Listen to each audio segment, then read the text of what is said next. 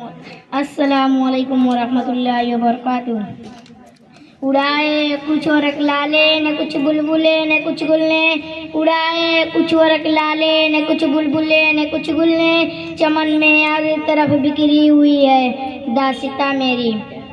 हजरत सामीन, जब भी हिंदुस्तान की सरजमी पर 26 जनवरी का सूरज तुलू होता है तो इसके दरो दीवार पर एक फरद मानी की लहर दौड़ जाती है और हर हिंदुस्तानी का चेहरा खुशियों मुसर्रत से जगमगा उठता है, क्योंकि 26 जनवरी का दिन वो दिन है जब सभी मजहब को मानने वाले को अपने अपने मजहब पर रहने की खुली आज़ादी दी गई और संविधान लागू हुआ था, क्योंकि ये सब आज़ादी के बगैर नामुमकिन था।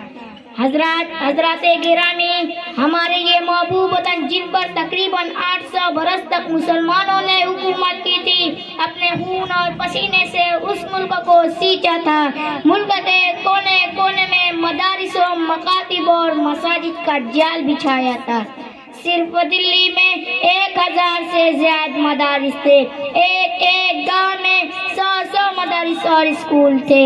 यहाँ की मसनूआत और सूती कपड़े दूसरे मुल्क में फरोख्त होते थे, मगर अफसोस सद अफसोस अंग्रेजों को हमारी खुशहाली देखी नहीं गई। उनकी सातरानी नजरें बिजली बनकर हमारे ऊपर पड़ गई।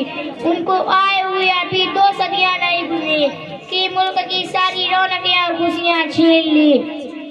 पूरा मुल्क अंग्रेजी और भुखमरी का शिकार हो गया था और ये अंग्रेज हमारे मुल्क से उस वक्त गया जब ये मुल्क हर तरह से बर्बाद हो गया था।